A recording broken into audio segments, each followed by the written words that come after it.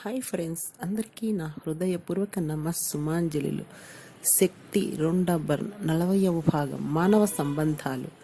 వారికి మీతో ఎంత తక్కువ అనుబంధం ఉంటే మాత్రం ఏం, ప్రేమించగలంత ప్రేమించండి, చూపించగలిగినంత కరుణ చూపించండి, అవగాహన చేసుకోగలంత చేసుకోండి. కానీ వారి నుంచి ఏమీ ఆశించి మాత్రం కాదు. ప్రేమను పంచడంలోనే జీవన సాఫల్యం ఉంది.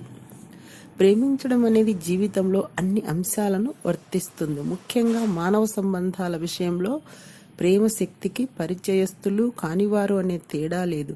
మిత్రుడా శత్రువా అనే భేదం లేదు. మనకి బాగా కావలసిన వాడా, పూర్తిగా కొత్తవాడా అని లేదు. మీ తోటి ఉద్యోగ, మీ పై అధికార, మీ తల్లిదండ్రుల, బిడ్డల, మీ విద్యార్థుల, మీకు షాపులో సరుకులు అందించేవారా, ఎవరైనా సరే, మీతో వ్యవహరించే వారికి ఎవరికైనా సరే మీరు ప్రేమను పంచుతున్నారా లేదా అనేదే లెక్క. తెలుసు కదా, ప్రేమ ఇచ్చిన ప్రేమ వచ్చును అనే విషయం. అనుబంధాలు, బాంధవ్యాలే ప్రేమ వాహికలు. ఇవే మీ జీవితాన్ని పూర్తిగా ప్రభావితం చేస్తాయి.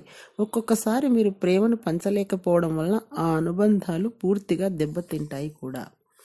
ఇతరులకిచ్చేదే మీరు పుచ్చుకోండి. ప్రపంచంలో వివేకవంతులందరూ ప్రేమనే బోధించారు. మీరు ఒక మంచి వ్యక్తిగా కనపడటానికి మాత్రమే ఇతరులను ప్రేమించమని వాళ్ళు మనకి చెప్పలేదు.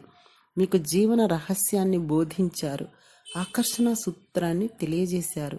ఇతరులను ప్రేమించడం ద్వారానే మీ జీవితం అద్భుతంగా మారుతుంది. అప్పుడే మీరు కోరుకున్న జీవితం మీకు లభిస్తుంది. జీవన సూత్రమంతా ఒకే సందేశంలో ఇమిడి ఉంది. మీ పొరుగువారిని కూడా మీలాగే ప్రేమించండి.